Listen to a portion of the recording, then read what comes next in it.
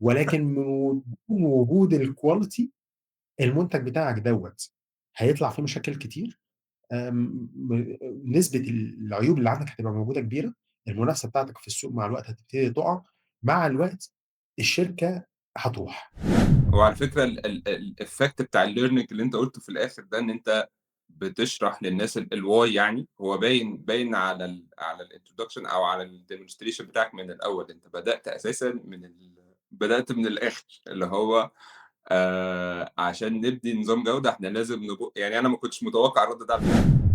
الموظفين اللي موجودين عندك في الorganization من أول مديرين الإدارة، المحركين الأساسيين للشركة، لحد أبسط عامل موجود عندك في الشركة، كل الناس دول هم الموارد بتاعتك بتاعة الquality، هم دول اللي ثقافة الجودة هتتبني فيهم. أنت محتاج تسمع منهم الأول إيه اللي هم عارفينه عن الجودة، إيه اللي هم محتاجين يشوفوه أفضل موجود عنده في المصنع، إيه المشاكل اللي بتواجههم. التحسين اللي هيحصل أو الثقافة اللي بتتبني أو الsystem اللي هيتبني، مش هيتبني لوحده، هو هيتبني بالناس، ولازم الناس تبقى عارفة هي بتعمل إيه وليه، ولازم الناس تتقدّر عشان ده.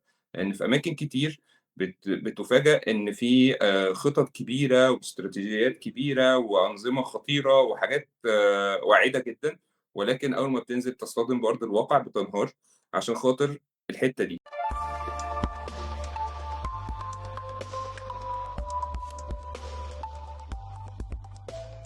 محتاج إنك تعمله مع الناس الموجودة عندك في الorganization.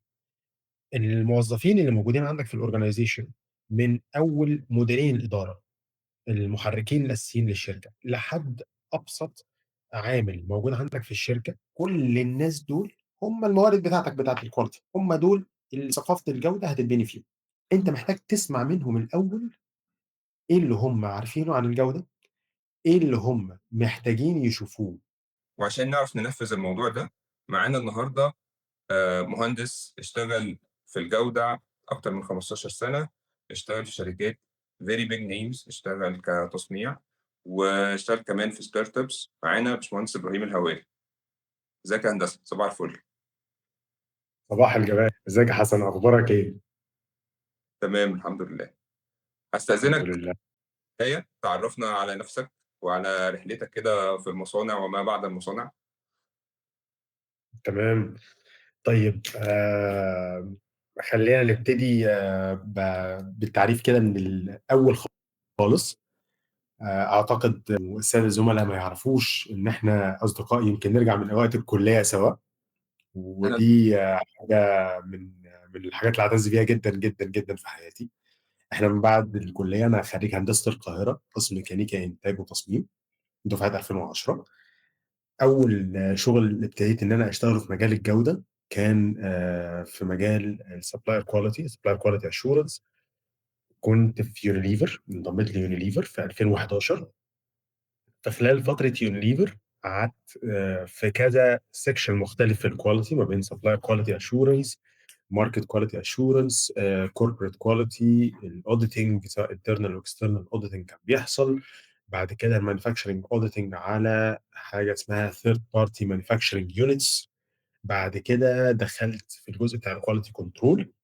فدخلنا في مرحلة بقى الdata analysis والinspection والline controlling على طريقة التصنيع وعلى خطوات التصنيع اللي بتكون موجودة كلها. بعد الفترة بتاعة يونيليفر مونديليز. مونdelez هي food confectionery company، شركة بتصنّع الحلويات. أعتقد معظم الناس هيبقوا عارفين مونdelez عن طريق المنتجات نفسها زي أوريو، بوريو، تاك، كادبوري.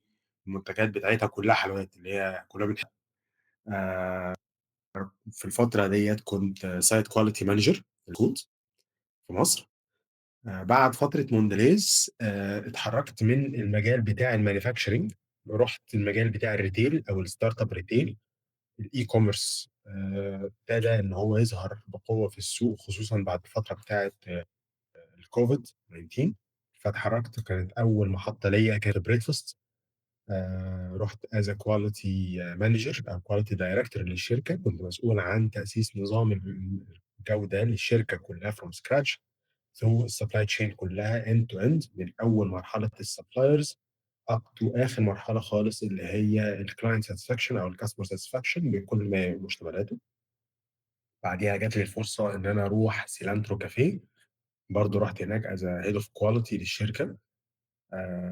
كنت رايح هناك عشان نعمل development في الquality، وبرضه في نفس الوقت عشان نكمّل على الشغل اللي كان بيعمله زملائنا اللي قبلينا في مجال الجودة، ونحسّن الجزء بتاع الclient satisfaction مع تجربة الcoffee stores نفسها.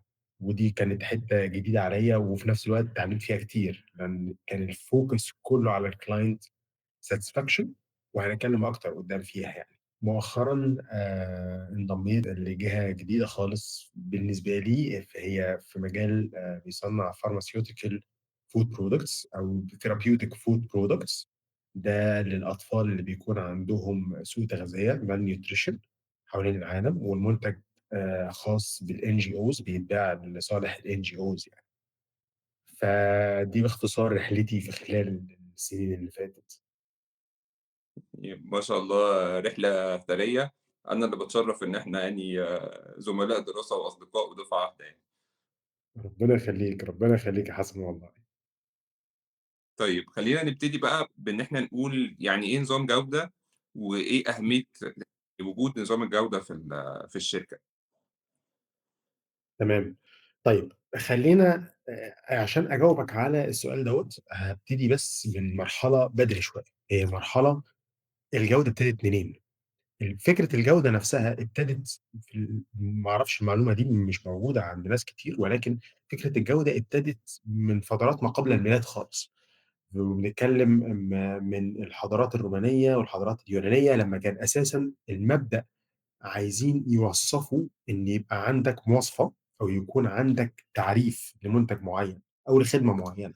أنت النهارده عشان تقدر تتكلم عن خدمة أو منتج بتقدر تقدّمه، فأنت محتاج إن أنت تقدر توصّفه، تقدر تقول شكله، أبعاده، طبيعته عاملة إزاي، الغرض منه عامل إزاي، عشان بعد كده أثناء عملية الoperation أو عملية التشغيل، سواء إحنا بنتكلم هنا بقى على منتج أو بنتكلم على خدمة، تقدر إنك تبُص الغرض من المنتج أو الخدمة دي إيه، مواصفاته عبارة عن إيه، وبالتالي أنا هاقدر إن أنا أنفّذه إزاي. ففي الأول خالص ظهر مفهوم الجودة على إنه مفهوم لتعريف الغاية أو تعريف الهدف من المنتج أو من الخدمة نفسه. ودي كانت البداية خالص ليها. الكلمة اليونانية القديمة كان اسمها qualitas، ودي اللي اشتقت منها كلمة quality بعد كده في الإنجليزية لاحقًا يعني. فالهدف الأساسي من الquality أو المفهوم الأساسي للquality هو تعريف طبيعة الأشياء، وتعريف الغرض منها. مع الوقت ومع الثورة الصناعية على مدار السنين، المفهوم دوّة اتطور لمبدأ إن أنا عايز أوحّد الطبيعة أو الخصائص بتاعة المنتج عشان أقدر إن أنا أحافظ على الbusiness بتاعي، أو بالواقع اللي إحنا بنعيشه النهارده، أنا عايز النهارده أفضل محافظ على مستوى المنافسة بتاعي في السوق. فأنت النهارده لمّا بتيجي تصنّع أي منتج موجود عندك، أنت بيكون مهم بالنسبة لك حاجتين جدًا في المنتج. النقطة الأولانية إن المنتج بتاعك يكون مطابق للمواصفات بتاعته عشان يقدر يأدّي الغرض بتاعه. والنقطة التانية رضا العميل، ودي من الحاجات اللي بتكون مشهورة جدًا. أنا باحب إن أنا جدًا أدّي المثال ده. أنت النهارده لمّا بتيجي تصنّع العربية بتاعتك، المواصفة بتاعة أي عربية الbasic concept بتاعة العربية إن هي وسيلة مواصلات تقدر تودّيك من نقطة A لنقطة B بأكتر طريقة اقتصادية، بأقل استهلاك للموارد، وفي نفس الوقت في أسرع وقت بأكتر طريقة آمنة، شالت معاك كل احتياجاتك في المشوار ده. دي المواصفة، هي دي المواصفات اللي بنتكلم فيها في تصنيع العربية. طيب رضا العميل هو شِق لا يتجزأ من مفهوم الجودة. بمعنى أنا النهارده ممكن أعمل له عربية تشمل كل اللي إحنا بنقوله ده، ولكن أعمل له مثلًا عربية طولها 50 متر وارتفاعها 3 متر. طب ما هو العربية هي هتشيله آمنة، هتوصّله من المشوار بتاعه، ممكن بأقل تكاليف لأن أنا مش حاطط موتور كبير فيها، ولكن أنا هاتحرّك بيها إزاي؟ أنا العربية نفسها مش هتكون مديّة satisfaction الكافي للعميل في الوضع الحالي في الشوارع مثلًا موجودة دلوقتي. العميل هو ده الأساس بتاع تطوّر الصناعات. أول ما ابتدت وسائل المواصلات، ابتدت خالص في الأول إن في كائن الإنسان بيركبه عشان يتحرّك من نقطة لنقطة، زي لو حصان أو جمل أو حمار أو خلافه. بعد كده الإنسان اكتشف إن هو لأ، أنا محتاج طريقة إن أنا على نفس الكائن ده أتحرّك ولكن يكون معايا أحمال أكتر، فاخترع العَجَلة. بعد كده اخترع العربية اللي بتجرها الحصينة، بعد كده قدر إن هو يخترع المحرك البخاري، فبقى عنده وسيلة أسرع. كل الكلام ده حصل على مدار العصور بناءً على رضا العميل. الإنسان ابتدت تتطور عنده الحاجة وتتطور عنده الطموحات اللي عايز يشوفها من المنتج أو الخدمة، فالرضا بتاعه الbar بتاع الsatisfaction بتاعه ابتدى يعلى. عشان كده أهم جزء الشركات الكبيرة كلها وحتى الصغيرة في السوق بتركّز عليه، أنا فين النهارده من الsatisfaction بتاع الcustomer بتاعي أو الconsumer بتاعي في السوق، وبناءً عليه أبتدي أشوف أنا النهارده مواصفاتي فين. ودي من النقط المهمة جدًا عشان تقدر إن أنت تكسب السوق وتفضل موجود فيه. فلو إحنا النهارده هنتكلم عن الجودة بعد الكلام اللي إحنا قُلناه دوّة، نقدر نختصر إن مفهوم الجودة هو عبارة عن مطابقة المواصفات أو إن أقدر إن أنا أطلّع منتج أو خدمة مطابقة للمواصفات المعيارية، وفي نفس الوقت يخدم رأي العميل أو يخدم رضاء العميل. تمام، ده مفهوم الجودة. نظام إدارة الجودة بقى، يعني إحنا لو خدنا يعني منطقيًا هيبقى نظام إدارة الجودة هو النظام اللي إحنا هنحطه عشان خاطر يحقق لنا مطابقة المواصفات، ويحقق لنا بالضبط. رضا العميل ببساطة، ب بناءً على الكلام اللي أنت قُلته، ولكن ده ممكن ياخدنا برضه في الحتة بتاعة إن إحنا الجودة دي إن إحنا نضمن إن المنتج كويس، اللي هو الinspection أو الفحص في الآخر. ف تمام. فالفحص هو جزء من من نظام إدارة الجودة، ولكن أنا عايز النهارده نتكلم عن مفهوم نظام إدارة الجودة بشكل شامل شوية. ما هو إحنا على نفس السياق اللي بنتكلم فيه إن مفهوم الجودة هو المنتج أو الخدمة تكون مطابقة للمواصفات المعيارية وفي نفس الوقت تكون مرضية للعميل بشكل كافي. المصطلح دوّة كُلّه لمّا تيجي تفكّر فيه أو تفكّر في إزاي نظام إدارة الجودة يقدر يخدم المصطلح ده، هتلاقي إن المصطلح ده تقدر تكسّره في 3 حتت. الشق الأولاني هو مطابقة المواصفات، وده اللي بيكون تحت منه الجزء بتاع الquality control وجزء منه الquality assurance أو التحكُّم في الجودة ونظام مراقبة الجودة. بمعنى إن أنا النهارده عايز أنتج منتج أو خدمة، فأنا محتاج أعرف طبيعة المنتج والخدمة بتاعتي، إيه المواصفات المعيارية بتاعة المنتج بتاعي، حددت العمليات الصناعية بتاعتها، فباحدد إيه نقط الفحص اللي أنا هافحصها، وإيه اللي أنا هافحصه، هافحصه بروتين عامل إزاي. بعد ما باعمل عملية الفحص، طيب إيه الpass والfail segments أو الpass والfail criteria بالنسبة لي عشان أقدر أقول المنتج بتاعي أو المرحلة بتاعتي مقبولة أو مرفوضة. كل ده إحنا بنتكلم في التحكم في الجودة، ويشمل معاه كمان التحاليل لو أنا محتاج تحاليل بتكون موجودة عندي، يشمل معايا analysis trends لو أنا محتاج الanalysis للdata اللي بتكون موجودة. ومعاك الجزء من الquality assurance أو تأكيد الجودة، زي نظام الinternal auditing والinspection. أنا عايز أتأكد إن أنظمة الجودة اللي أنا طبّقتها أثناء عملية الإنتاج أو عملية التشغيل فعّالة، بتأدي دورها مضبوط. جزء من الquality assurance بيخدم الشِق التاني في مفهوم رضاء العميل. بمعنى جزء كبير من الجودة ومهم جدًا في الجودة إن أنا يبقى عندي consumer voice، أقدر أسمع العميل بتاعي الfeedback بتاعه عامل إزاي. هل هو راضي عن المنتج؟ هل هو شايف حاجات محتاجها تكون موجودة في المنتج ولسه أنا ما وفّرتهاش؟ هل عنده مشاكل في المنتج مقارنةً بالمواصفات؟ طيب ده جزء أولاني. الجزء اللي بعديه على طول اللي محتاج إن أنا يبقى عندي market voice. أنا المنتج أو الخدمة بتاعتي في السوق بتنافس مين، بتنافس شرايح عاملة إزاي، أنا فين بالنسبة للسوق بتاعي، أنا فين بالنسبة للمنافسة بتاعتي. ده جزء من رضاء العميل الconsumer satisfaction عشان أقدر إن أنا أحافظ على الmarket بتاعي. فالquality management system هو لازم يشمل الشقين، الشق بتاع الquality control أثناء عملية الoperation بتاعتك لتنفيذ المنتج أو الخدمة، الquality assurance اللي بتشرف على كل العمليات أو كل الأقسام أو الprocesses اللي موجودة عندك أثناء الsupply chain end to end، من أول مورد الخامة اللي موجودة عندك أو مورد خدمات موجود عندك لحد الmarket ما بيوصل له المنتج. وquality assurance بتبُص على الsegment ده كله من الألف للياء، ولازم كمان يشمل عندك الشق بتاع الconsumer voice أو الconsumer satisfaction، وليه مسميات كتيرة جدًا بتكون موجودة على حسب شركات كتيرة في السوق. فأنا لمّا أقدر أربط ال3 أجزاء مع بعض، الquality control، الquality assurance مع بعض، الجزء بتاع الconsumer and market voice موجود عندي، كل ده ينشئ لي نظام الquality management system. جوّه نظام الquality management system عشان تقدر إنّك تشغّله بفعالية، بتبتدي إنّك تضيف عليه أجزاء ليها علاقة بالculture، quality culture، ودي بتكون مهمة جدًا. لأن جزء كبير من تنفيذ الجودة على الأرض وإنك توصل بيه للمستوى المطلوب، سواء في إنك تأدي المنتج بتاعك بأحسن فاعلية وبأقل تكاليف، أو إنك تحافظ كمان على المنافسة بتاعتك اللي موجودة في السوق، هي الثقافة اللي بتتبناها الشركات وبالتالي بتتبناها الأفراد اللي شغالة في الشركات. الثقافة دي هي بتكون المحرك الأساسي الداخلي عند كل الأفراد والمؤسسات اللي بتقول إنه الجودة مهمة، إحنا محتاجين إن إحنا نطبّق أنظمة الجودة بالشكل الفلاني عشان أقدر أحافظ على الطليعة اللي أنا موجود فيها أو المنافسة اللي أنا موجود فيها.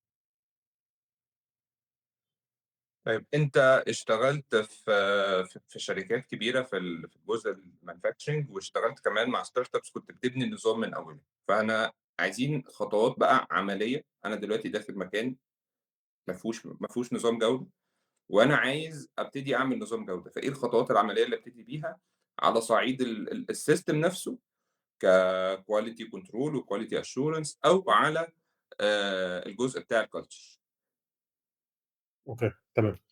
طيب، طبعًا هو الموضوع دوّة بيكون كبير جدًا وبياخد وقت طويل، فبس إحنا ممكن نختصره في شوية مراحل مختصرة، وأتمنى إن أنا يعني ما اختصرش زيادة بحيث إن أنا يعني المعلومة تكون واضحة برضه شوية. النهارده لمّا بتكون بتبني quality management system للشركة from scratch، بتبقى محتاج إنّك تعرف الأول الشركة أو الbusiness اللي أنت داخل عليه، إيه الهدف بتاعه، إيه الtarget الbusiness vision. هو النهارده المنتج اللي بيتباع أو الخدمة اللي بيقدّمها السوق بتاعه عامل إزاي، الvision بتاعته من ناحية العُملا، الأرباح بتاعته عاملة إزاي. دي بتبقى نقطة مهمة جدًا، لأن الvision بتاعة الشركة هي اللي بيتبني عليها الphilosophy بتاعة الشركة. الشركة متبنية الأفكار من ناحية إيه أو إيه المهم بالنسبة لها، إيه الأهم فالمهم، وبناءً عليها بتقدر إنك تبني quality management system يserve الvision دي. يليها بعد الجزء ده لو already الbusiness دوّة اشتغل، يعني الbusiness ده بالفعل شغال موجود عندك، محتاج إن أنت تعمل زي simple analysis أو simple data collection، إنك تعرف إيه الlosses اللي موجودة عندك، سواء الlosses في الoperations اللي بتكون موجودة داخل المؤسسة بتاعتك أو الlosses اللي بتيجي لك من الmarket. الحاجتين دول نقدر نقول هم الfoundation اللي هتبتدي تبني عليه الquality management system بتاعتك. إيه الneeds pluses، إيه الlosses اللي موجودة عندك.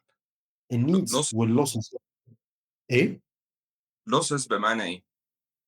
losses بمعنى إيه؟ هادّي لك مثالين ل2 different kind of business. النوع الأولاني لو أنا النهارده عندي مصنع بينتج منتج أكل عادي جدًا، فالlosses اللي هتكون موجودة في مصنع زي دوّة نقدر نقول أنتم عنده losses في الخامات، عنده losses في الثقافة بتاعة الناس من ناحية التدريبات، الناس مش متدربة كفاية على الhygiene، على الstorage conditions بتاعته، على النقل، على الrouting بتاعة حركة الأفراد والخامات في المصنع. عنده losses لمنتج نهائي سواء expired، سواء المنتج النهائي بتاعه باظ أثناء النقل أو أثناء التخزين أو حتى في مرحلة البيع. فدي losses أثناء عمليات الsupply chain كلها أو نقدر نقول الdepartments بتاعة الsupply chain. في loss تاني بيكون موجود عنده، الloss طبعًا الloss الأولاني ده بيترجم فلوس. فالbusiness ييجي يقول النهارده باصرف X عايز يدخل لي Y، الprofit بتاعي كذا، actually أنا باصرف X plus X صغيرة كده، الX الصغيرة دي losses عشان أعرف أجيب الY اللي في الآخر. دي losses بتقدر تتكلم financial فيها.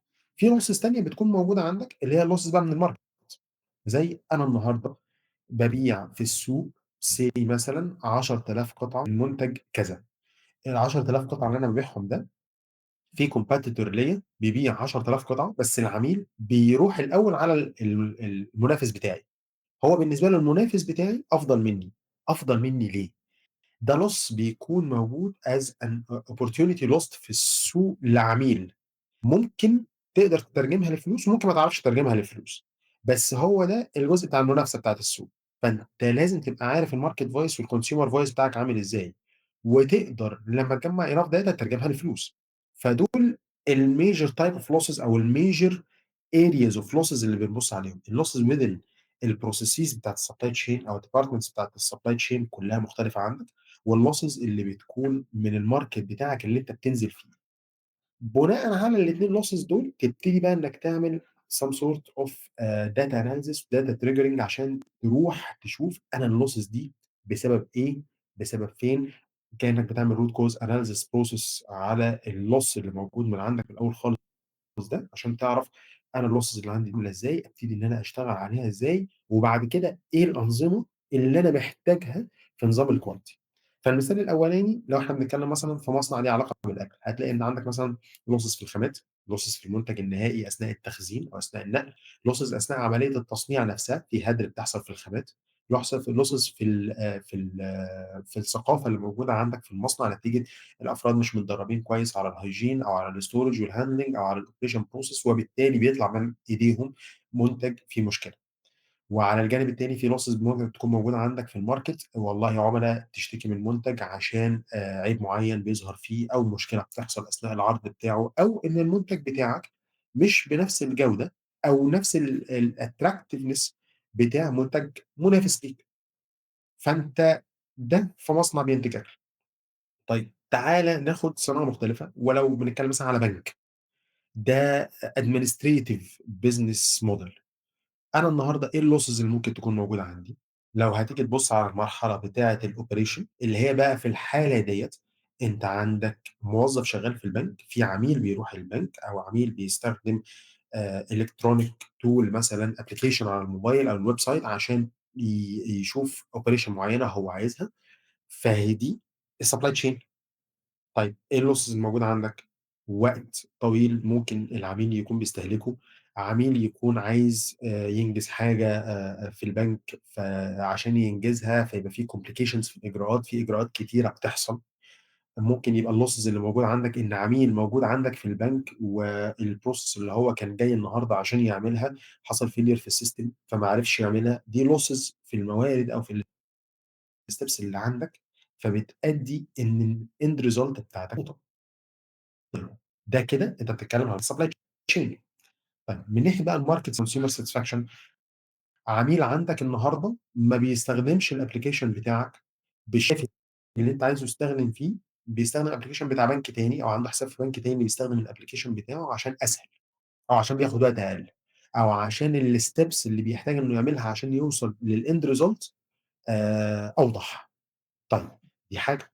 الحاجة التانية ممكن عميل تبقى مشكلته في السوق ويروح لبنك تاني أو يكون بيشتغل مع بنكين عشان الcustomer service هو لمّا بيتصل بالتليفون بالبنك بالhotline عشان service معيّنة، الانتظار الكتير أو الاستقبال بتاعة العميل أو الأسئلة اللي بيتسألها ممكن تكون كتيرة أو مش واضحة، آآ دي نقطة تانية.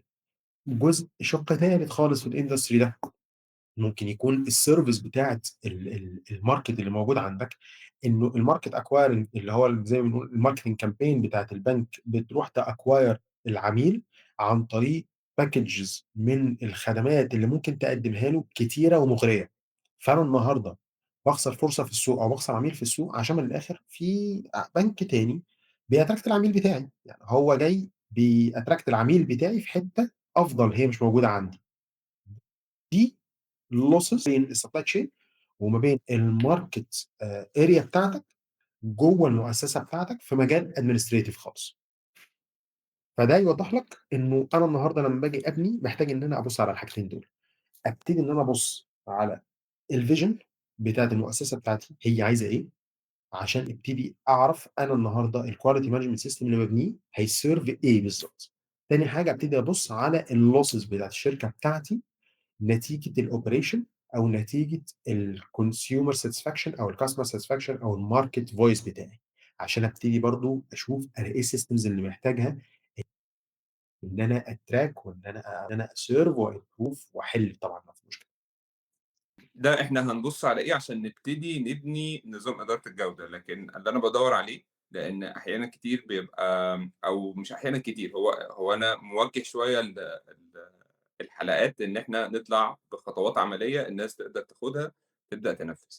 فإن إحنا نبُص على الموضوع يعني نبُص إحنا هنبني نظام الجودة على أساس إيه، ده شيء مهم وأساسي، لكن برضه عايزين بقى ننزل على أرض المصنع شوية ونقول إحنا المفروض نعمل خطوات سريعة برضه، أنا عارف إن الموضوع بيبقى طويل وبياخد سنين ومش هينفع يخلص في حلقة في نُص ساعة، أنا متخيّل يعني ومتأكد من كده، ولكن برضه عايزين خطوات عملية شوية، اللي هو أنا كواحد دلوقتي عندي المصنع أو أنا مدير مصنع، ما عنديش نظام جودة خالص، دخلت المكان جديد، ما لقيتش نظام جودة، فعايز أبدأ، 1، 2، 3 نعمل إيه؟ تمام. طيب إحنا قُلنا المرحلة الأولانية أنا باشوف الvision بتاعة الbusiness وباحدد الlosses اللي موجودة في الbusiness، ده رقم 1. نطلع من رقم 1 دي على المرحلة اللي بعديها. أنا النهارده في عندي references وstandards كتيرة أقدر إن أنا أعتمد عليها، وأشهرهم طبعًا الISO references اللي بتكون موجودة للquality management system زي 9001 وغيرها. أقدر إن أنا أعرف منها إيه الأنظمة الجودة in general اللي أنا أقدر أطبّقها في أي نظام business، وابتدي في المرحلة ديّة إن أنا أعمل مرحلة من الstudy وcomparison، أشوف أنا دي أنظمة الquality اللي أنا محتاجها، إيه نظام الquality في دول اللي أنا أقدر أserve بيه الvision بتاعة الشركة، وإن أنا أقدر أتاكل بيها وأحل بيها الlosses اللي موجودة عندي في الشركة. فبابتدي إن أنا أشوف standard في شارح إيه الquality management system، إيه الأنظمة ال could be included في الquality management system، وابتدي إن أنا أtailor الstandard أو أtailor من الstandard ده إيه الأنظمة اللي أنا محتاج إن أنا أطبّقها. بعد ما باتقل من الستاندرد الأنظمة اللي أنا محتاج أطبّقها، محتاج إن أنا أبتدي أعمل حاجة زي manual أو تقدر تقول كتالوج للquality للشركة. باكتب draft، حاجة very simple. أنا النهارده عشان أقدر أطبّق نظام الquality اللي موجود في الشركة، فأنا محتاج إن أنا أبُص على losses في 1، 2، 3، 4، 5، هابُص على الvoice 1، 2، 3، 4. دول أنا هابُص عليهم عن طريق system A، B وC وD وE. طيب الsystems اللي بتكون موجودة عندي دي، بيبقى فيها حاجة اسمها give and gets، يعني أنا الsystem دوّة بيتعامل مع إدارات تانية عامل إزاي، فأنا محتاج من الإدارات دي إيه، plus السيستم ده هيسيرف إدارات مين. فلو السيستم ده هيسيرف الماركتنج، هيسيرف الIT، هيسيرف السيلز، هيسيرف الoperation، الmaintenance and so on. فهنا الإدارة دي أنا أقدر أدّيها إيه، دي اسمها give and gets. أو لمّا بنيجي نتكلم مثلًا عن في الISO standard مثلًا، ممكن تقول حاجة مثلًا زي الreceivings والgiving points اللي أنت بتقدر تطلّعها من عندك، والreceiving points اللي أنت محتاجه عشان تطبّق السيستم. بعد ما حطيت الsystems اللي هتطبّقها عشان توصل للغاية اللي موجودة عندك، عشان تحقق الvision وتقدر إنك تحافظ على الcompetition الموجودة في الmarket، تيجي المرحلة اللي بعديها، مرحلة الstructure بقى. إيه الresources اللي أنت بتكون، وهنا هتلاقي إن في تداخل كبير جدًا بيحصل ما بين الquality management system والfocus improvement، أو نقدر نقول عليها الcontinuous improvement systems اللي بتكون موجودة. أنا النهارده عايز أبُص على الresources اللي محتاجها عشان أطبّق الsystems دي. فأنا من ناحية الman، أنا العدد بتاعي هيبقى عامل إزاي، الأقسام اللي موجودة عندي في الquality. بعد كده هتدخل من الجزء بتاع الresources في الman لحتة الqualifications، أنا عايز الأفراد دول qualifications بتاعتهم عاملة إزاي، دراستهم عاملة إزاي، الbackground بتاعتهم عاملة إزاي. ده مثلًا في الشِق بتاع الman. هتيجي في الشِق بتاع الmethod. طيب أنا النهارده عشان أطبّق الsystems، إيه الmethods اللي هاستخدمها؟ هل الmethods بتاعتي هتكون procedures مكتوبة بتتسلم للناس، والّا أنت عندك online system كل حاجة بتكون موجودة عليه، الdata collection بتاعتك هتتم hard copy والّا soft copy، الcommunications بتاعتك هتتم online والّا بتتم offline والّا بتتم hybrid والّا بتتم إزاي، الmeetings، الfeedback and so on and so on and so on. بعد كده تدخل معاك المرحلة بتاعة الmaterial. الmaterial هنا مقصود بيها الفكر بتاع الconcept بتاعة الmaterial، اللي هو أنا بقى إيه الأدوات اللي أنا محتاجها. سبيل المثال، هل أنا محتاج أدوات قياس مثلًا؟ هل أنا محتاج ورق يكون موجود، كمبيوترات تكون موجودة بمواصفات معيّنة لو أنا عندي data analysis كبيرة، أو لو أنا محتاج machinery بتكون موجودة عشان بتعمل عندي processes معيّنة، محتاج space يكون موجود عشان أعمل archiving لdata، والّا أنا محتاج مثلًا online archiving هاقدر إن أنا أخزّن فيه التفاصيل بتاعتي.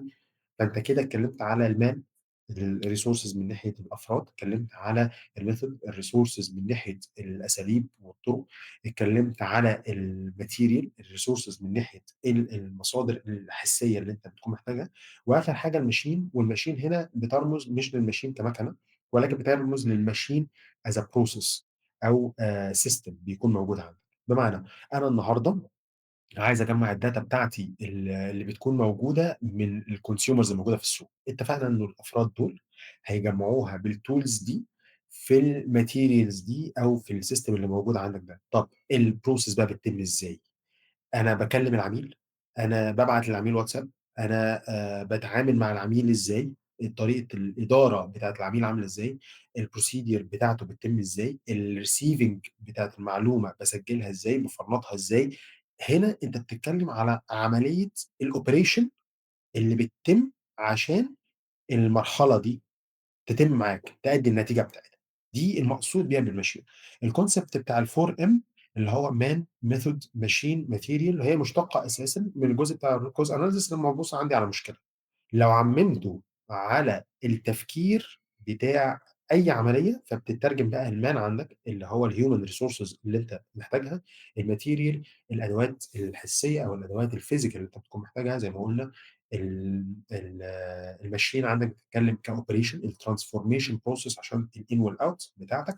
واخر حاجه بنتكلم احنا قلنا المان والماشين والميثود، الميثود اللي هي الطريقه اللي انت هتتعامل بيها. طيب هنا عشان ناخدهم تاني خطوات، انت هتلاقيني بدخل في الموضوع بتكلم كتير، فارجع تاني نقول الخطوات. فقلنا اول حاجه احنا الفيجن، اللوسز، المرحله اللي بعديها ايه الستاندرد او الريفرنس اللي انا هشتغل اكوردنجلي، فهبني السيستم بتاعي، فحدد ايه السيستمز اللي انا محتاجها. المرحله اللي بعديها الاستراكشر بتاعي، انا ايه الاستراكشر اللي محتاج ان انا اعمله. المرحله اللي بعديها مرحله الايفالويشن بتاعت الاستراكشر بتاعي، انا محتاج ايه عشان الاستراكشر بتاعي ده يؤدي الوظائف دي كلها. اخر مرحله بتكون موجوده بعد كل ده بتيجي المرحله بتاعت انا الاهداف اللي انا جبتها بقى من الفيجن ومن اللوسز بتاعتي، انا ايه الاند ريزلت اللي بطمح لها. ودي نقطه شركات كتير بتقع فيها وهي بتبني كواليتي مانجمنت سيستم، ان هو بيقول انا عايز نظام جوده عشان احل المشاكل بتاعتي، ولكن ما بيحطش تانجبل تارجتس، او زي ممكن نقوله بمصطلح تاني في كلمه سمارت الحروف بتاعتها SMART، كل حرف بيرمز لحاجه. انت بتحط هدف لكل سيستم بيعبر اذا كان السيستم دوت efficient معاك ولا لا. كلمه سمارت الحروف بتاعتها سريعا S for specific، فلازم يكون تارجت محدد مش معمم. ام فور ميجربل، لازم يكون التارجت بتاعك تقدر تقيسه بيونت واضحه بطريقه واضحه. A فور اتشيفبل، لازم التارجت بتاعك يكون تقدر انك تحققه، وده بيكون بيزد على الماركت سيرفي بتاعتك واحنا فين من الماركت بتاعنا دلوقتي. ار ريلايبل، لازم يكون تارجت واقعي، ما ينفعش ان انا احط تارجت بعيد عن الصناعه او بعيد عن طرق التنفيذ اللي متاحه عندي. والتي بترمز للتايم بيزد، لازم يزيد. اغلب الشركات وهو بيبني كواليتي مانجمنت سيستم بينسى انه يبني يا اما ما بيحطش تارجت واضح للكواليتي، يا اما بيحط تارجت واضح ناقصه حاجه من كلمه سمارت. لما تقدر تعمل الخمسه ستيبس دول كده انت بقى عندك كواليتي مانجمنت سيستم. احنا لسه ما دورناهوش، بس احنا بنينا كواليتي مانجمنت سيستم او الكونسبت بتاع كواليتي مانجمنت سيستم اللي هيدور الشركه عشان يودي لك الريزلت اللي انت محتاجها، دريفن من الفيجن بتاعت البيزنس واللوس ريزلت. تمام جدًا. من خبرتك بقى خلال ال15 سنة دول، إيه أكتر عقبة واجهتك وأنت بتطبّق أو بتبني quality management system في أي شركة من الشركات اللي أنت رُحتها؟ وخلّيني هنا أنا بافوكس أكتر على الحاجات اللي أنت خدتها من البداية، فأنا هنا باتكلّم على إن مكان جديد أو قديم، يعني جديد لسه بشركة جديدة لسه ناشئة عايز تعمل quality management system، أو شركة شغّالة بس ما عندهاش quality management system وعايزة تعمل الquality management system. ف آآ إيه العقبات اللي واجهتك قبل كده؟ وأنا باكلمك مش على عقبات عمومًا، أنا باكلمك على الحاجات اللي واجهتك أنت شخصيًا. تمام. طيب الحاجات اللي واجهتني انا شخصيا في الجزء كعقبات في الكواليتي مانجمنت سيستم، خلينا نقول في عقبة بتكون مشهورة في معظم الشركات حتى اللي فيها system quality موجود من قديم الأزل، وهو ارتباط الإدارة المحركة للشركة بنظام الquality أو أهمية نظام الquality بالنسبة للإدارة المحركة للشركة. عشان في شركات كتيرة هي بتكون عايزة الquality management system عندها في الشركة عشان هو إجباري إنه يكون موجود. هي محتاجاه عشان الcertifications للشركة، هي محتاجاه عشان الaudits اللي بتحصل للشركة، هي محتاجاه عشان تقدر تبيع لعملا مختصين جوه مصر او عملاء كتير بره مصر. فلازم يكون عنده نظام جوده، لازم يكون نظام الجوده ده مطابق للمواصفات، بيعدي الاوديتس، عنده السيرتيفيكيشنز.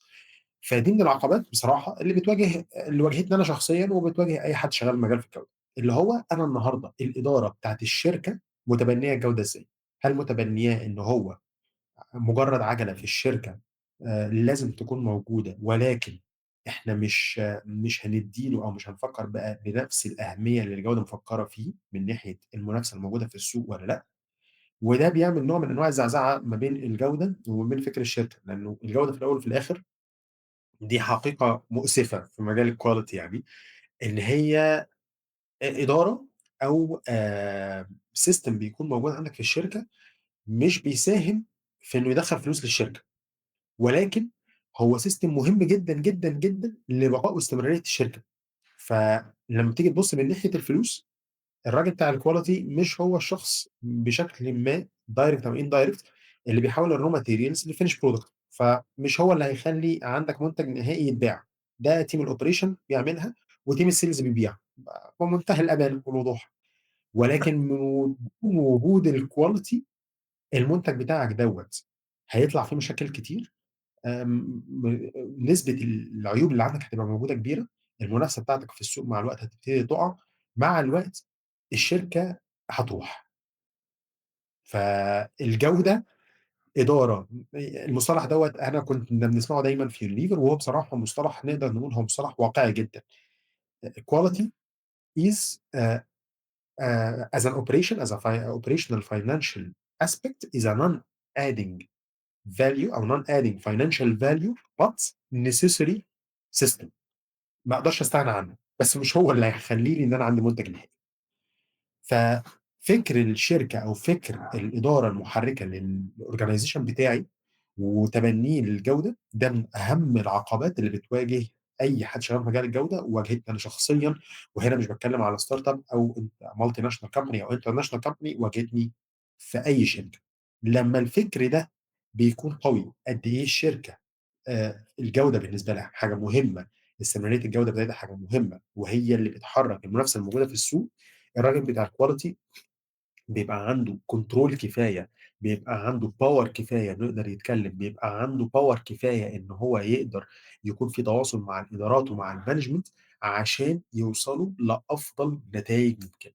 لما الريليشن دي ما بتكونش موجوده مع المانجمنت سيستم للشركه، للاسف الباور دي بتكون ضعيفه جدا. وده بيخلي الراجل بتاع الكواليتي بشكل ما او باخر بيحس انه اللي انا بعمله هو حرب، اللي انا بعمله هو مجهود كبير جدا عشان اوصل لنتائج قليله. فده شق، ده من اكبر العقبات اللي كانت واجهتني. في عقبه تانية كانت بتواجهني، ودي يمكن واجهتني شويه في الشركات الستارت اب. هي مثلا انه انت ممكن تكون بتتكلم باللانجوج بتاعت الكواليتي في حاجات كتير، ولكن في الستارت اب او في شركه صغيره حجما، هو بالنسبه له لا، هو مش فاهم كل الاسبكتس بتاعت الكواليتي. فانت عشان تقدر توصل له المعلومه اللي عندك او السيستم اللي انت محتاج تطبقه هيكون فعال ازاي، محتاج توصل له من السيستم بتاعي ده هيخدمك فين، هيخدمك ازاي، هيقدر يسيرف البيزنس فيجن بتاعتك ازاي. ودي من الحاجات اللي بمنتهى الامانه انا اتعلمتها في سنين طويله جدا، وما اقدرش اقول ان انا بقيت اكسبرت فيها. لا، انا لسه بتعلم فيها كل يوم. طول ما انت حاطط قدام عينيك اثناء شغل الكواليتي ان الكواليتي لازم يسيرف الفيجن بتاعه البيزنس، هتدور على الطرق اللي تقدر تشرح بيها السيستم بتاعك هيفيد البيزنس ازاي. طول ما انت هتبقى شغال في سايلو كلوزد، اللي هو انا عايز اطبق سيستم اكس بس من غير ما افكر سيستم اكس ده هيخدم البيزنس فيجن بتاعتي ازاي، هتلاقي في شد وجذب وفي مقاومة غير طبيعية من الbusiness. أول حاجة هتيجي في الbusiness، أنت عايزني أدفع فلوس، عايز تدفع الفلوس ليه؟ السؤال الطبيعي المنطقي وسؤال صح. أنا عايز أدفع فلوس، أنا محتاج أعرف الreturn بتاع الفلوس دي عامل إزاي. فيا إما الreturn بتاع الفلوس دي هتدخّل لي فلوس أكتر، يا إما الreturn بتاع الفلوس دي هيدّيني منافسة أكبر، يا إما هيكسّبني العميل بتاعي، يا إما هيكبّر الشركة. دول الطبيعي بتاعي. لو ولا حاجة من ال4 فأنا هاصرف الفلوس ليه؟ مهما كان الsystem الراجل بتاع الquality شايفه مهم. فالعقبتين دول من أكتر العقبات أو أشهر العقبات اللي أنا عدّيت بيها شخصيًا، وأعتقد إن في ناس كتير جدًا، جدًا في مجال الquality بيعدّوا بيها.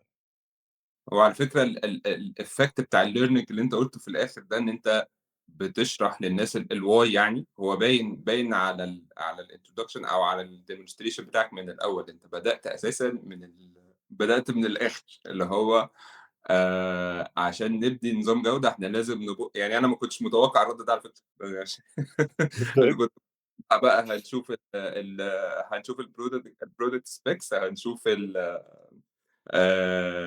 الquality control plan ونعمل الprocedures ونعمل الكلام ده. ففكرة الoverview أو الoverview الأكبر الأشمل بتاع إن أنا أقدّم الvalue الأول أو أشوف الbusiness محتاج إيه الأول وبناءً عليه أبني الquality management system، فده يعني overview محترم جدًا وواقعي. يعني اللي هو في الآخر فعلًا أنا لو بنيت quality management system قافل على نفسه، مجرد إن أنا جبت ISO والّا حاجة حطيت الورق بتاعها وشغّلتها، وده غالبًا بيحصل في معظم المصانع يعني، يا إما بنجيب أيوه. حد عنده ISO يبدأ يحط لنا الورق والwork instructions والtemplates والكلام اللطيف ده و وخلاص. ففكرة الربط ونفضل بقى الخناقة بقى اللي بتدور ما بين الجودة فعلًا وما بين الإنتاج وما بين صاحب الشغل أو الإدارة العُليا بتاعة المصنع. اللي هو الناس دي يعني الناس دي بتعمل إيه، لأ ده الناس دي المفروض تلتزم بالتعليمات بتاعة الجودة، ونفضل لإن ما فيش في الآخر الvision مش موجودة، أو إحنا مش عارفين إحنا بنعمل ده ليه. إحنا بنعمل ده عشان إحنا متخيلين إن الquality management system ده هو ده اللي هيحافظ لنا على أو هو المفروض ده في المصنع بيبقى فيه quality management system، فإحنا عايزين نعمل ده عشان هو ده اللي موجود في المصانع. فالصراحة overview محترم جدًا، جدًا، جدًا. هيتبقى لي سؤال واحد بقى، عشان خاطر اللي أنا باقوله ده بيقلب في الآخر بإن كل الورق اللي بيتحط وكل الsystem اللي بيتحط في الآخر بيرجع لنقطة الصفر، عشان خاطر ما بيتبنيش أصلًا culture بتاع الquality. هو إحنا بنبدأ ونحط الورق ونحط الحاجة ونحط الsystem، واللي يلتزم يلتزم واللي ما يلتزمش ما يلتزمش، والaudits بقى يبقى الscore بتاعها قليل أو كبير، أو المهم إن هو ما بيبقاش في نظام quality حقيقي موجود في المكان بيحافظ على المنتج ويحافظ على المكان ويحافظ على الvision والresults بتاعة الbusiness اللي أنت كنت بتتكلم عليها. فإزاي برضه سريعًا يبقى عندنا أو نبني ثقافة الquality، إن إحنا عندنا quality management في المكان. تمام. طيب عشان ما نطوّلش في الإجابة، لأن برضه يعني كنت باطوّل في الإجابة أو اتكلّمت كتير يعني في الفترة اللي فاتت. نفس اللي إحنا كُنّا بنعمله as a customer أو consumer voice أو market voice اللي إحنا كُنّا بنعمله collecting عشان نشوف الcompetition بتاعنا في السوق، ونشوف المنتج بتاعنا في السوق عامل إزاي، هو أنت محتاج إنّك تعمله مع الناس الموجودة عندك في الorganization. الموظفين اللي موجودين عندك في الorganization من أول مديرين الإدارة، المحركين الأساسيين للشركة، لحد أبسط عامل موجود عندك في الشركة، كل الناس دول هم الموارد بتاعتك بتاعة الquality، هم دول اللي ثقافة الجودة هتتبني فيهم. أنت محتاج تسمع منهم الأول إيه اللي هم عارفينه عن الجودة، إيه اللي هم محتاجين يشوفوه أفضل موجود عنده في المصنع، إيه المشاكل اللي بتواجههم، من أول بقى المشاكل data كتير بتتجمّع، ورق كتير بيتملي، وقت كتير بيتقضّى في عمليات الquality اللي موجودة عندك، تدريب مش كفاية، في معلومات بيسمعوها من ناس كتير مش عارفينها. تسمع، تسمع، تسمع، تسمع كل المشاكل وكل الآراء اللي موجودة عندك اللي ممكن تحسّن بيها العمليات بتاعتك. زي ما إحنا قُلنا في الأول، إحنا قُلنا إن أنت بتبُص على الlosses وبتسمع الconsumer voice بتاعك. المصنع بتاعك الناس اللي شغّالة فيه هم أكتر ناس على درايه باللوسز اللي موجوده اثناء الاوبريشن بقى نفسها، واكتر ناس على درايه باللوسز اللي موجوده على مستوى الكالتشر. هو يمكن مش هيقولها لك بنفس المصطلح اللي انت محتاجه ككواليتي، بس هو ده دورنا كجوده. دورك كجوده ان انت تاخد كل اللي انت بتسمعه ده وتعمل له عمليه فلتريشن وترانسفورميشن للمصطلحات اللي ليها علاقه بالكواليتي. سبيل المثال، هتلاقي ان العمال مثلا في المصنع ممكن يجي يشتكي لك يقول لك ايه، والله يا هندسه احنا من الحاجات اللي بتواجهنا فيها مشكله كبيره جدا اثناء اليوم الشغل بتاعنا، ان انا النهارده باخد البريك بتاعتي، الراحه بتاعتي، اخرج من الخط، اروح عشان الكافيتيريا الاقي الترابيزات مش نظيفه، الواحد عشان ياكل يا اما الترابيزه ينظف ترابيزه عشان يقعد، يا اما مش هياكل وهو واقف، يا اما ياخد الاكل بتاعه هياكله بره لانه مش هيعرف ياكل في الكافيتيريا بتاعته. هي حاجه تمام في اللحظه الاولى ان هي ملهاش علاقه بجوده المنتج او الخدمه بتاعتك، ولكن فعليا هي ليها علاقه بثقافه الجوده. الهايجين كونسبت اللي بيكون موجود في العقل البشري. الراجل اللي اتعامل في الكافيتيريا اكل وشرب من غير ما ينظف المكان في الكافيتيريا هيعمل نفس الاتيتيود هو على خط الانتاج، مش هيختلف. هو نفس الشخص اللي هنا نفس الشخص اللي هنا. فانت المشكله اللي هو قالها لك في الراحه بتاعته في الكافيتيريا، انت محتاج انك تترجمها انه كده لا، انا محتاج ان انا يبقى عندي بيتر هايجين اويرنس لكل الناس اللي موجوده عندي. وهنا مش بتكلم على العمال بس، بيتر هايجين اويرنس للشركه كلها لان هي ثقافه واحده على الشركه كلها.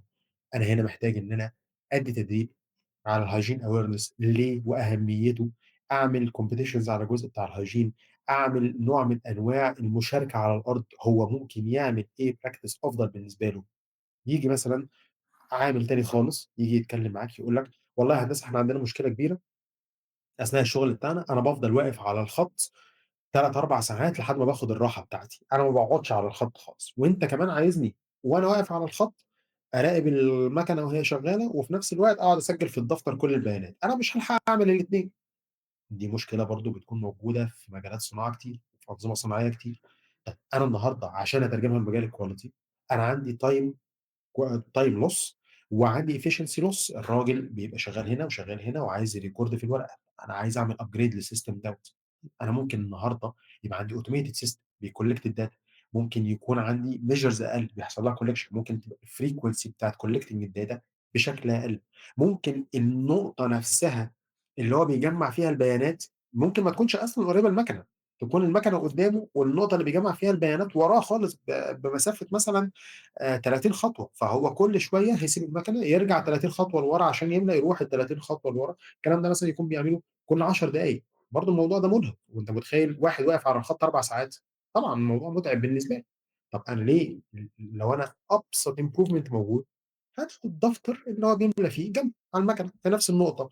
الراجل قال في اول الكلام خالص 4 ساعات ما بقعدش، يتوفر له الحاجه ان هو يقعد فيها في وضع مريح، ergonomically وايز تكون مريحه ليه فيقدر يتابع الاوبريشن ويسجل في نفس الوقت.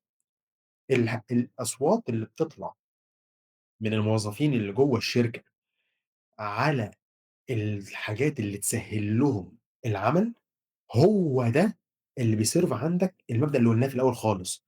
اللوسز اللي موجوده عندك اثناء عمليات الاوبريشن والكونسيومر فويس او الكاستمر فويس، والكاستمر هنا هو الموظف بتاعك. فانت الكاستمر بتاعك مش بس هو الراجل اللي بتبيع له الخدمه او بتبيع له المنتج، ولكن هو برضه الموظف بتاعك ده كاستمر ليك. لما هتعمل ساتسفاكشن اللي هو محتاجه هيقدر يدي لك الاند ريزلت اللي انت عايزه اكتر. فانت عشان تبتدي للجزء بتاع الكالتشر اويرنس، اول خالص حاجه لازم تبتدي انك تسمع الناس، تعمل معاهم سيرفي. ايه المشاكل اللي بتواجهكم؟ ايه النقط اللي شايفين ممكن نعمل فيها تحسين؟ ايه المشاكل اللي انتوا شايفين انها بتطلع من خط الانتاج؟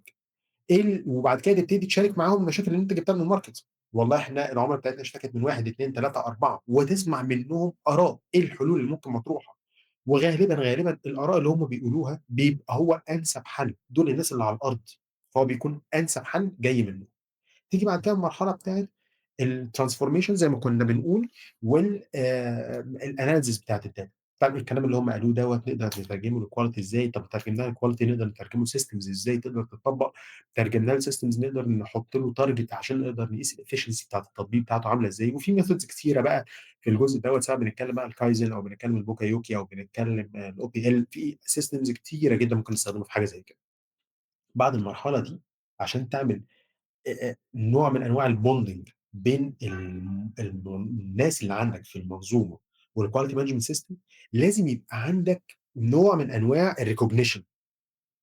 حد عندك في المؤسسة قال لك على حل المشكلة، سواء المشكلة دي بتيجي من الcustomer برّه أو داخليًا، عملنا الحل اللي موجود عندك ده وجاب لك النتيجة بتاعته، الراجل ده محتاج نوع من أنواع التقدير، والتقدير قدّام زمايله، زميلكم اقترح كذا، طبّقناه، النتيجة بتاعته كانت كذا، ده الrecognition بتاعه، بنشكره شهادة تقدير، جايزة معنوية ليه، ده اللي بيحفّز بقية الناس إنها تساعدك في إنك تطبّق أنظمة الquality، مش الناس مش هتساعدك في إنك تطبّق أنظمة الquality بإنك تقول لها الsystem ده لازم يتطبّق، ما فيش حد بيعمل كده، لكن لمّا هتدّيهم الدافع إن اللي عمله ده حَس بكذا، فالراجل اتقدّر بالطريقة الفلانية، الناس هتجري معاك، هتجري معاك، ودي من الحاجات اللي شركات كتيرة برضه للأسف ب ما بتقدرش إن هي تديرها بصورة صح، ال الrecognition اللي مبني على المشاركة أهم بكتير جدًا، جدًا، جدًا، جدًا من الrecognition اللي مبني على إنك مجرد فرد من الشركة، يعني شركات كتيرة بتقول لك طب ما أنا الrecognition بتاعي اللي باعمله للناس اللي عندي، أنا في المناسبات الرسمية باطلّع لهم مثلًا فلوس، أو باطلّع لهم مثلًا هدية رمزية بتكون موجودة للناس، ده نوع من أنواع الrecognition ومطلوب طبعًا، بس هو مش ده الrecognition اللي هيخلّي الموظف بتاعك يشارك في عمليات التحسين جوّه الشركة، أو إنه يساعدك في إنك تطبّق الأنظمة. فزي ما قُلنا النقطة الأولانية تسمع من الناس اللي موجودة عندك، وتشاركهم المشاكل اللي بتيجي لك من عندك من برّه. تاني مرحلة الcollection والformalization أو الstandardizing لكل الdata اللي أنت جمّعتها دي، عشان تقدر تترجمها لsystem بيتطبّق بالend result بتاعته عاملة إزاي، بالmeasuring system بتاعه. تالت حاجة فوق الكلام ده مرحلة الrecognition، ودي بتكون مهمة جدًا، جدًا عشان تقدر تقفل الcycle دي. أنا حابب بس أقول حاجة عشان يعني زي نسميها إيه، نسميها مناشدة، رسالة، أيًا كان، لإن أنا كل المتخصصين والخبراء اللي في الصناعة اللي هم بييجوا يتكلموا معانا ويعملوا معانا حلقات في البودكاست فيما يتعلق بموضوع التحسين و إرساء الثقافة يعني زي ما بنقول، تمام؟ ال العناصر المتكررة في الموضوع ده، إن أنت لازم تعرّف الناس أنت بتعمل ده ليه، تركّب معاك الناس المركب من الآخر وتشاركهم، وإن دايمًا يبقى في recognition للناس اللي موجودة، يعني التحسين اللي هيحصل أو الثقافة اللي بتتبني أو الsystem اللي هيتبني مش هيتبني لوحده، هو هيتبني بالناس، ولازم الناس تبقى عارفة هي بتعمل إيه وليه، ولازم الناس تتقدّر عشان ده، لإن في أماكن كتير بتُفاجأ إن في خطط كبيرة واستراتيجيات كبيرة وأنظمة خطيرة وحاجات واعدة جدًا، ولكن أول ما بتنزل تصطدم بأرض الواقع بتنهار، عشان خاطر الحتّة دي، الناس مش عارفة هي بتعمل ده ليه، وفي نفس الوقت أنا مش عارف أنا هاستفيد من الكلام ده إيه، ولا باتقدّر عليه. فأنا هاشتغل معاك ليه؟ ما هو أنا كده هاجي أعمل شغلي بتاع كل يوم وخلاص، هو يعني أنا يعني أنت جاي تدّيني حاجة مختلفة، سواء كانت مش هاقول لك حاجة زيادة، بس هاقول لك حاجة مختلفة، طَب أنا شغال في الcomfort zone بتاعتي باعمل الحاجة دي بقى لي 5 سنين، 10 سنين، 20 سَنة، إيه اللي يخلّيني أسيب الحاجة دي وأروح أعمل حاجة جديدة لسه هاتعلّمها من أول وجديد، ولسه هاقيّم عليها من أول وجديد، ومش عارف إيه مشاكلها، فالحاجة الوحيدة اللي تخلّيني أعمل كده إن أنا أبقى فاهم أنا باعمل كده ليه، أنا شخصيًا هاستفيد إيه، وكمان لمّا حد يعمل حاجة متميزة في بخصوص الحاجات دي، المفروض إن هو يتقدّر بشكل أو بآخر. فيعني أي حد محتاج يعمل أي عملية تحسين أو تغيير ثقافة أو system جديد، يعني الفورمولا دي اتقالت أكتر من مرّة، وأعتقد إن إحنا هنفضل نقولها على طول، مع اختلاف كل الضيوف اللي بييجوا لنا وكل الناس واختلاف خبراتهم وتخصصاتهم.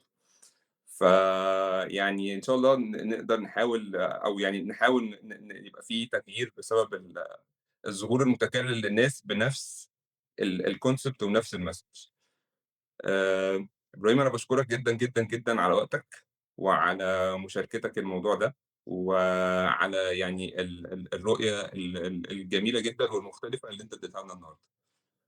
حسن، أنا باشكرك جدًا، جدًا، جدًا على الكلام النهارده، وبصراحة دي من الحاجات اللي أنا يعني على المستوى الشخصي أنا مبسوط جدًا إن إحنا بعد سنين إحنا بنتكلم في نُقط مهمة زي دي، وأتمنى زي ما أنت قُلت باشاركك جدًا، جدًا الرأي إن كلامنا دوّة يوصل لكل الناس وعلى قد أهميته إن هو موجود في الصناعة. شكرًا جدًا ليك يا حسن يعني.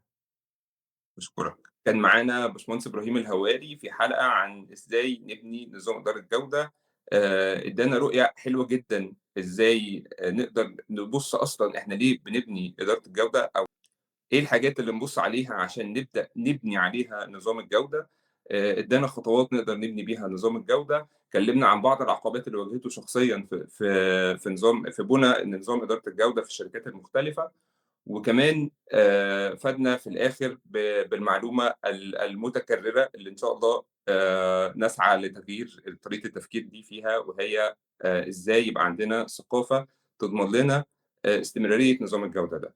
باشكركم جدًا، وأتمنى تكونوا أنتم استفدتوا بالحلقة دي، واستنوني في حلقات جديدة في المصنع.